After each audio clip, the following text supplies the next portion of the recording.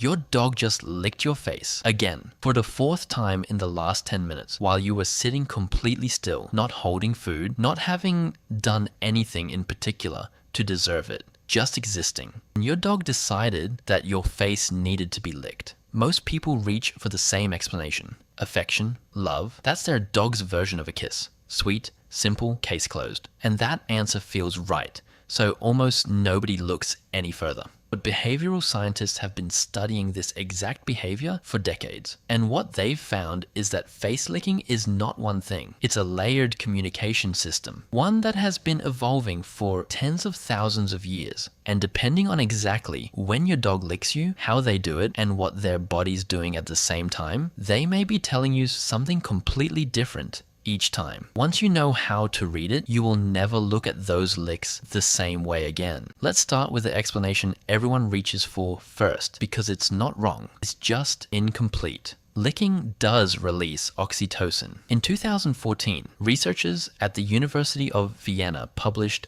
a study in the Proceedings of the National Academy of Sciences examining affiliative behaviors in dogs. They found that physical contact, including licking, raised oxytocin concentrations in pet dogs significantly compared to dogs who had no owner contact. Oxytocin, if you haven't heard the name, is the neurochemical your brain produces during bonding, the same molecule that surges in a new mother holding her infant for the first time. When your dog licks you, and your oxytocin goes up, the contact registers in their nervous system as rewarding. The licking increases, the bond strengthens, the behavior becomes self-reinforcing. So yes, some of the time, your dog licks your face because they are bonding with you, and it feels good to them on a neurochemical level. But here's the problem. If that were the whole story, your dog would lick your face at random, whenever they felt like bonding, with equal frequency, regardless of what you were doing,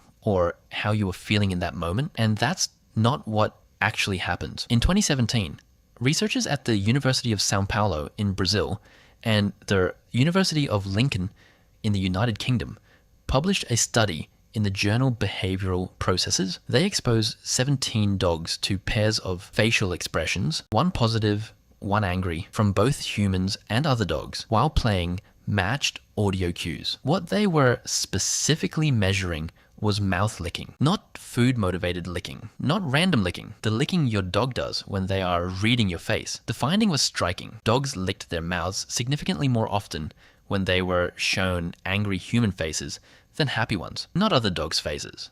Human faces specifically. What this tells us is that your dog is not licking you randomly. They are reading your emotional state, and when they sense tension, frustration, or anger in your face, even mild, even unconscious licking is one of the tools they reach for in response. Animal behaviorist Turid Rugaas, who spent years documenting what she called calming signals in dogs, identified face and lip licking as one of the primary behaviors dogs use to de-escalate perceived social tension, not just between dogs directed at humans specifically. When your dog licks your face right after you've had a hard phone call, or when your voice has been tight, or when you've been sitting with your jaw clenched, looking at a screen, there is a reasonable scientific basis for the idea that they are not just expressing affection. They are trying to calm things down. Your dog may be licking your face because they are trying to take care of you. But here's where it goes deeper, because that explanation, appeasement, calming signal, empathic response is only the second layer. The third layer goes back approximately 15,000 years. Wolf pups in the wild lick the corners of their mother's mouth when she returns from a hunt. This behavior triggers her to regurgitate partially digested food for the pups to eat. It is one of the earliest and most fundamental communication behaviors in canine evolution, a physical signal between offspring and parent.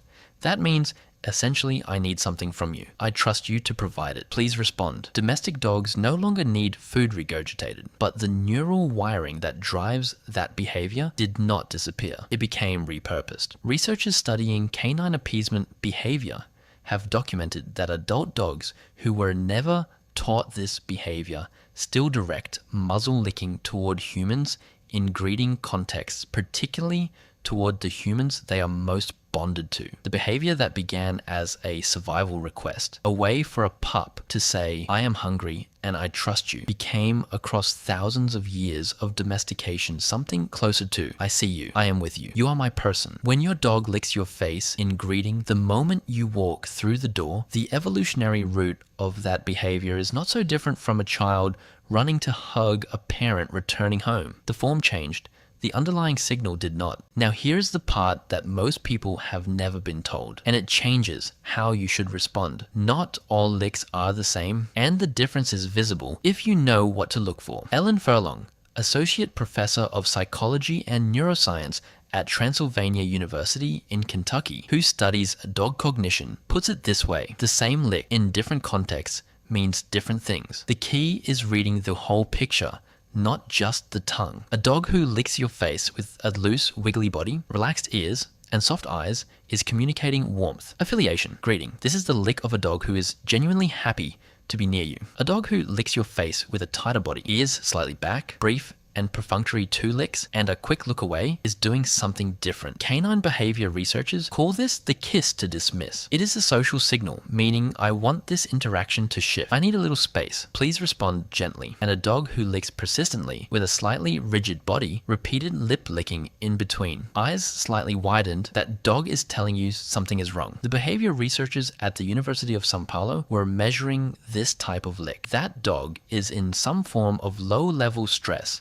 and is reaching for the only de-escalation tool they have available. The problem is that most owners reward all 3 the same way. They laugh, they give attention, they pet the dog. For the first type of lick, that's exactly right. For the second and third, that response accidentally teaches the dog that displaying these signals brings engagement, which means the dog learns to use stress behaviors to get contact, which increases the behavior, which can eventually make the anxiety worse. The science here is not complicated. When your dog licks you in a loose, joyful way, lean in. When your dog licks you in a tight, brief, look away way, soften your posture, lower your voice, give them a moment. There is one last thing that almost never gets talked about outside veterinary behavioral medicine. And if you have an older dog, it is worth paying attention to. Excessive face licking, suddenly increased in frequency, happening at unusual times, paired with restlessness or pacing, can be an early behavioral sign of canine cognitive dysfunction. Researchers studying the condition, which affects an estimated 35% of dogs over 8 years old, have found that repetitive oral behaviors, including excessive licking, are among the early markers, often appearing before the more obvious symptoms like getting lost in familiar rooms or failing to recognize family members. If your dog's licking has recently increased and something feels different about it, not joyful, not directed,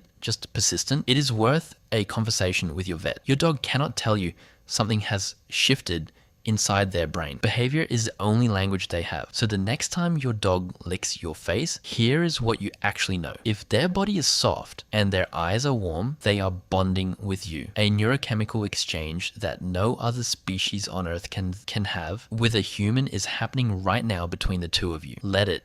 If they lick you right after you've been tense or frustrated, they read your face before you realize you were showing it. They are not being random. They are responding to you. The oldest calming signal in canid evolution, repurposed across 15,000 years of living beside humans, is being directed at you, specifically because you are their person. And if they lick your face the moment you walk through the door, that behavior traces back to wolf pups in a den 15,000 years before the first city was built, pressing their noses to the corners of their mother's mouth and saying, "You're back, I trust you, everything is okay now." Your dog is not licking your face for no reason. They never are. If this changed how you see those licks, subscribe and leave a comment below. What does your dog's licking look like? And when does it happen most?